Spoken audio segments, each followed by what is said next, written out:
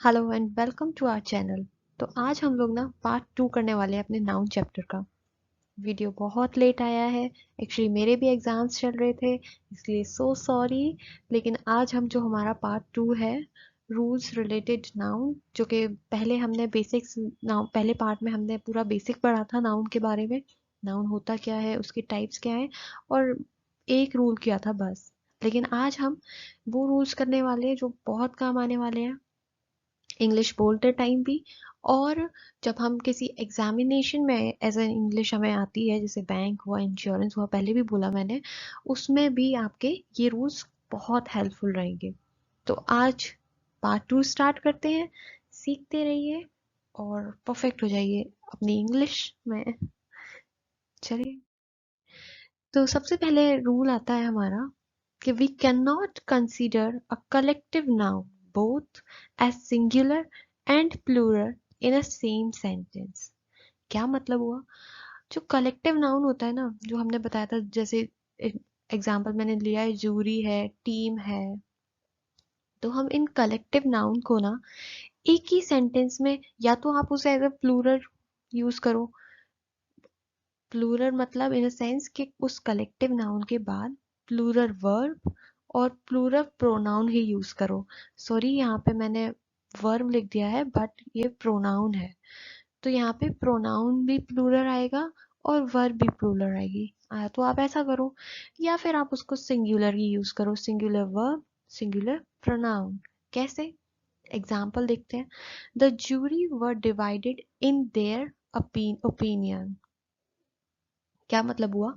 Jury में सबने अपना अपना अलग ओपिनियन दिया है, लेकिन हमने जूरी के बाद वर कर दिया था ना, तो यहाँ पे हम इट्स नहीं करते। देयर का सिंगुलर फॉर्म होता है इट्स, तो हम यहाँ पे इट्स नहीं कर सकते थे, हमें यहाँ देयर ही करना था, क्योंकि हमने वर जो ये ली है वो प्लूरल ले ली है, वर। और अब हमें प्रोनाउन भी प्लूरल ही लेना है। ये हुआ प्लूरल केस। सिंगुलर देखते हैं। The team is happy with its performance. The team is happy, singular verb ले लिया और सिंगुलर ही प्रोनाउन ले लिया इट्स। इसको हम ऐसे भी कर सकते थे, the team were happy with their performance, या ऊपर भी ऐसे सिंगुलर में ले जाके कर सकते थे कि the jury is divided in its opinion. लेकिन ये रूल है, जहां भी आप कलेक्टिव नाउन यूज करेंगे, उसके पीछे सिंगुलर वर्ब आएगा, सिंगुलर प्रोनाउन आएगा, अगर आप सिंगुलर ले रहे हैं तो। अगर आप प्लूरल में उसको रखना चाहते हैं तो प्लूरल ही वर्ब आएगा और प्लूरल ही प्रोनाउन आएगा। ठीक है ना? यहाँ मैंने गलती से वर्ब कर दिया है, बट यहाँ पे प्रोनाउन होगा। Sorry for this. Next rule हम आगे बढ़ते हैं कि जब भी हम कलेक्टिव नाउन की बात कर रहे होते हैं ना, उसके आगे अ नंबर वर्ड यूज हो रहा होता है, अ नंबर या द नंबर यूज हो रहा होता है, तो दोनों के लिए अलग अलग रूल है। अगर अ नंबर यूज हो रहा है तो प्लूरल वर्ब हम लगा देंगे, अगर द नंबर यूज हो रहा है तो सिंगुलर लगा देंगे। अच्छा, इसमें कंफ्यूज मत हो जाइए कि आ लगा है, ए सिंगुलर, ए नंबर लिखा हुआ है तो हम सिंगुलर लगा देंगे। इसको ऐसे करके याद भी कर सकते हैं कि अगर ए सिंगुलर लगा हुआ है, मतलब ए नंबर लगा हुआ है, ए वर्ड आ रहा है, तो हम आर ही लगाएंगे, प्लूरल लगाएंगे। एग्जाम्पल क्या है हमारे? The number of workers is increase in the company. नीचे है a number of children are educated at home. ठीक है, याद रखिएगा। अ नंबर है तो प्लूरल वर्ब हम यूज करेंगे, और द नंबर है तो सिंगुलर वर्ब हम यूज करेंगे। नेक्स्ट, तो आगे का हमारा रूल है, with singular collective noun we use singular verb. Singular collective noun कौन से होते हैं?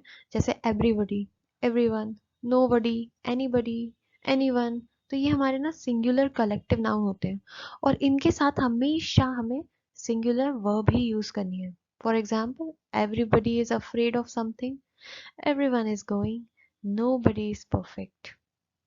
ओके, आगे चलते हैं। आफ्टर द फॉलोइंग फेजेस, कुछ ऐसे फेजेस हैं जिनके बाद हमें या तो हमें सिर्फ प्लूरल नाउन और प्लूरल प्रोनाउन ही यूज करना है, लेकिन सिंगुलर वर्ब के साथ। कंफ्यूज मत हो जाइएगा। प्लूरल नाउन और प्लूरल प्रोनाउन यूज करना है, लेकिन वर्ब क्या लगेगी? सिंगुलर लगेगी।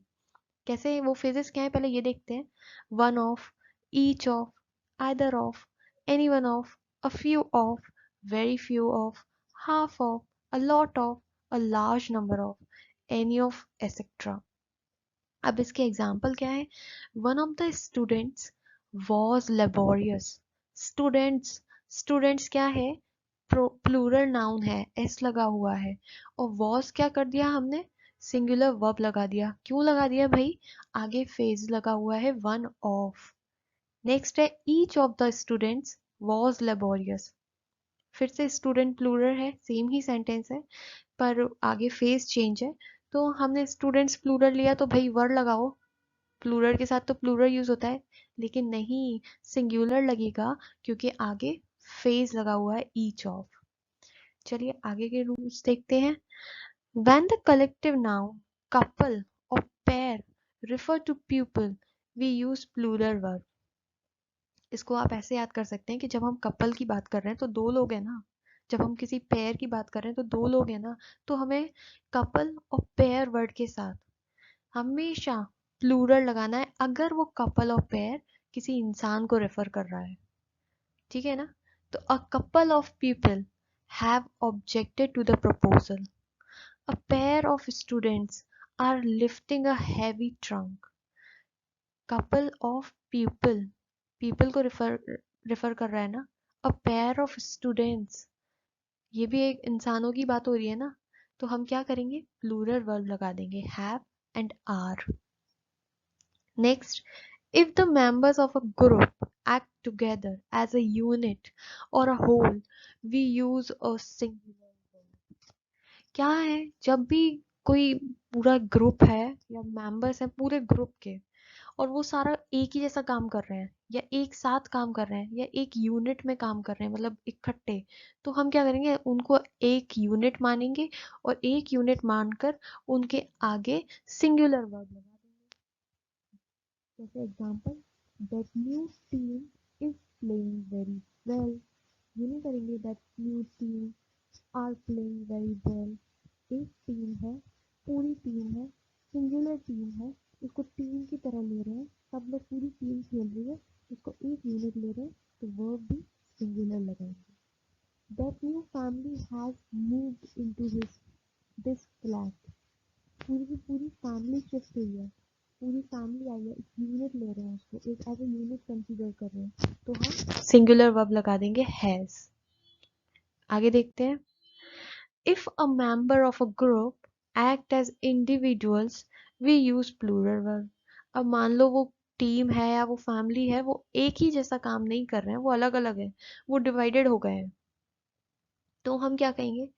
जैसे फॉर एग्जाम्पल, तब हम उसके आगे प्लूरल वर्ब लगा देंगे, उसको एज अ एक सिंगल यूनिट नहीं मानेंगे और उसके आगे प्लूरल वर्ब लगा देंगे। कैसे? एग्जाम्पल लेते हैं। The committee were divided in their opinion regarding the issue. क्या हुआ? कमिटी जो है वो डिवाइडेड हो गई, मतलब सबने अपना अपना अलग डिसीजन दिया है, तो इसको हम क्या कर दिया? इन्होंने वर्ब लगा दिया प्लूरल। अभी हमने पहले पीछे पढ़ा था कि जब भी हम कलेक्टिव नाउन को यूज करते हैं तो एक सेंटेंस में उसके साथ प्लूरल ही वर्ब यूज करेंगे, अगर तो प्लूरल ही प्रोनाउन यूज करेंगे। तो आपको दिख रहा होगा सेंटेंस में देयर लगा है, प्लूरल वर्ब प्लूरल प्रोनाउन। अभी पीछे रूल पढ़ा है, जस्ट फॉर रिवीजन मैंने आपको अभी बता दिया, लेकिन आप लोग इसको रिवाइज कर लीजिएगा वरना थोड़ा सा कंफ्यूजन क्रिएट हो जाएगा। एक बार रिवाइज कर लेंगे ना, सब दिमाग में बैठ जाएगा। तो क्या बात कर रहे थे हम? अगर ग्रुप इंडिविजुअली डिवाइड हो गया है, ग्रुप वो एक ही जैसा वर्क नहीं कर रहा है, तो हम प्लूरल वर्ब यूज करेंगे। The committee were divided in their opinion regarding the issue. दूसरा है the class are working on different project. पूरी क्लास में बच्चे अलग अलग प्रोजेक्ट पे वर्क कर रहे हैं, तो इसको हमने अलग, एक क्लास को अलग, एक यूनिट नहीं माना है, उसको सबको अलग अलग काम कर रहे हैं, तो एज अलग अलग इंडिविजुअल ले रखा है हमने, तो उसमें प्लूरल लगा देंगे। अगर आपको कंफ्यूजन हो जाता है कि सिंगुलर है मतलब कमिटी एक साथ काम कर रही है या अलग कर रही है, आपको इसमें कंफ्यूजन है, तो आप क्या करेंगे? उस जो कलेक्टिव नाउन वर्ड है ना, उसके आगे एक वर्ड और जोड़ देंगे, मेंबर ऑफ। एक नहीं, दो वर्ड जोड़ देंगे, मेंबर ऑफ। तो आपको समझ में आ जाएगा। मतलब अगर आप कंफ्यूज हो कि यार ये एक यूनिट की तरह काम कर रहे हैं या ये अलग अलग काम कर रहे हैं, समझ नहीं आ रहा प्लूरल लगाऊं कि सिंगुलर लगाऊं, तो उसके आगे ना मेंबर ऑफ लगा दो। All the member of panel, ठीक है ना, पैनल कलेक्टिव नाउन, हमने मेंबर ऑफ लगा दिया। अब मेंबर ऑफ लगाने से क्या होगा, मेंबर ऑफ जब भी आप लगा दोगे ना कलेक्टिव नाउन के आगे, तो वर्ब हमेशा प्लूरल जाएगा। जैसे all the member of panel are thinking alike, the member of family are enjoying. जब भी आप मेंबर ऑफ लगा देते हैं कलेक्टिव नाउन के आगे, तो हमेशा प्लूरल वर्ब जाएगा। कंफ्यूज मत होइएगा, दोबारा सुनिएगा, क्लैरिटी आ जाएगी धीरे धीरे। शुरू में थोड़ा सा कंफ्यूजन लगेगा पहली बार सुनेंगे, लेकिन इतना आसान नहीं है, बहुत सॉरी इतना टफ नहीं है, बहुत आसान है। Just try it. Okay. Rule for word year. Year word क्या है भाई? कभी कभार क्या होता है ना, कहीं कहीं हम देखते हैं कि ईयर लिखा होता है, कहीं कहीं ईयर्स लिखा होता है। हाँ, जब बहुत सारे सालों की बात होती है तो ईयर्स लिखा ही होता है, लेकिन कहीं कहीं नॉर्मली भी ईयर्स लिखा होता है। तो क्या होता है इसका रूल, जरा देख लेते हैं। If there is a and the before the word year, then only year word is use. अगर कहीं पर ईयर के आगे, ये ना क्वेश्चन आपको ज्यादा हेल्पफुल रहेगा, जो एरर डिटेक्शन आता है ना, एरर डिटेक्शन में आपको बहुत हेल्पफुल रहेगा ये क्वेश्चन। क्योंकि कभी कभार ना वहाँ गलती दिखा देते हैं, वो ए एंड दा के बाद ईयर्स दिखा देंगे लिखा, लेकिन वहाँ ईयर्स नहीं आएगा, वहाँ ईयर वर्ड आएगा। जब भी कोई आर्टिकल ईयर वर्ड के आगे लिखा हुआ है, ए है, एन है, दा है, तो हम क्या करेंगे, ईयर वर्ड लिखेंगे, Y E A R, only year word. दूसरा रूल क्या है, अगर कोई नाउन है after word year, then also year word is right to use there। अगर उस year word के पीछे noun है तो भी ईयर वर्ड ही लिखेंगे, वाई ई ए आर ही लिखेंगे। यानी अगर आगे आर्टिकल है और पीछे नाउन है, तो क्या करेंगे, ईयर वर्ड लिखेंगे, वाई ई ए आर। अब इसका क्या, ईयर्स कब आएगा, सिंपल है, जहां आगे आर्टिकल नहीं होगा और पीछे नाउन नहीं होगा, वहां हम कौन सा वर्ड लगा देंगे, years, Y E A R S, years. Simple, आगे आर्टिकल पीछे नाउन, तो क्या है बीच में वर्ड ईयर, कौन सा आएगा, ईयर ही आएगा, वाई ई ए आर। ना आगे आर्टिकल है ना पीछे नाउन है, तो हमेशा वर्ड कौन सा यूज करेंगे हम, Y E A R S, years. दो रूल और रह गए छोटे छोटे से, जरा देख लेते हैं क्या रूल है। तो पहला रूल है हमारा कि if there is a noun before and after preposition, that noun should be a singular noun always. अगर नाउन के पहले और नाउन के बाद प्रीपोजिशन वर्ड है, प्रीपोजिशन आप जानते हैं, नहीं जानते तो हम आगे एक चैप्टर कवर करने वाले हैं प्रीपोजिशन भी। तो अगर प्रीपोजिशन है तो हमेशा वो नाउन सिंगुलर ही रहेगा, कभी वो नाउन प्लूरल नहीं होगा। सिंपल सा रूल है, नाउन के आगे पीछे दोनों जगह प्रीपोजिशन, तो फिर सिंगुलर नाउन। दूसरा रूल आ रहा है कि फॉलोइंग कलेक्टिव नाउन्स, कुछ कलेक्टिव नाउन्स ऐसे होते हैं ना जो खुद में प्लूरल है, और वो अगर खुद में प्लूरल है तो उनके संग हम प्लूरल वर्ब ही यूज करेंगे। जैसे मैंने पहले रूल बताया था आप लोगों को कि कलेक्टिव नाउन के बाद अगर प्लूरल प्रोनाउन है या प्लूरल वर्ब है तो प्लूरल प्रोनाउन ही यूज करते हैं। कलेक्टिव नाउन के बाद सिंगुलर प्रोनाउन या सिंगुलर वर्ब है तो सिंगुलर प्रोनाउन सिंगुलर वर्ब एक सेंटेंस में ही यूज करते हैं, मतलब चेंज नहीं करते। आप एक बार पीछे जाके दोबारा से रिवाइज कर लीजिएगा। लेकिन ये जो प्लूरल कलेक्टिव नाउन आएंगे ना, ये प्लूरल ही है और इनके साथ हमेशा प्लूरल वर्ब ही जाएगा। क्या नाउन है ये, कौन कौन से कलेक्टिव नाउन है, जैसे कैटल हुआ, जेंट्री हुआ, वर्मिन हुआ। वर्मिन जो ना वाइल्ड एनिमल्स होते हैं ना, जो खेती वेती को डिस्ट्रॉय कर देते हैं, उनको वर्मिन बोलते हैं, एकदम रोडेंट टाइप। ठीक है, पोल्ट्री हुआ, पीपल हुआ, पुलिस हुआ, एटसेट्रा। तो ये कुछ कलेक्टिव नाउन है जो खुद में प्लूरल है और इनके साथ हमेशा प्लूरल वर्ब ही जाएगा। Example, cattle are grazing, people are there, who are those people, है ना। The police have found my bicycle. तो ये जो हमने एग्जाम्पल ये देखे आपने, सब में क्या है, प्लूरल वर्ब ही यूज हो रहा है। तो ये जो कलेक्टिव नाउन है ना, याद रखिएगा, कंफ्यूज मत होइएगा। कुछ कलेक्टिव नाउन ऐसे होते हैं जिनके साथ सिंगुलर वर्ब, सिंगुलर प्रोनाउन भी यूज हो जाता है, और कुछ ऐसे होते हैं जिनके साथ प्लूरल वर्ब और प्लूरल प्रोनाउन भी यूज कर लेते हैं। लेकिन कुछ कुछ प्रोनाउन कलेक्टिव नाउन्स ऐसे हैं जो प्लूरल सेंस में ही जाएंगे, प्लूरल वर्ब में जाएंगे, और मतलब इनके साथ हमेशा प्लूरल वर्ब ही लिखा जाएगा। कंफ्यूज मत होइएगा, एक बार पीछे का भी रूल जाके चेक कर लीजिएगा, रिवाइज कर लीजिएगा और फिर सुन लीजिएगा आके, ताकि बिल्कुल भी कंफ्यूजन ना रहे।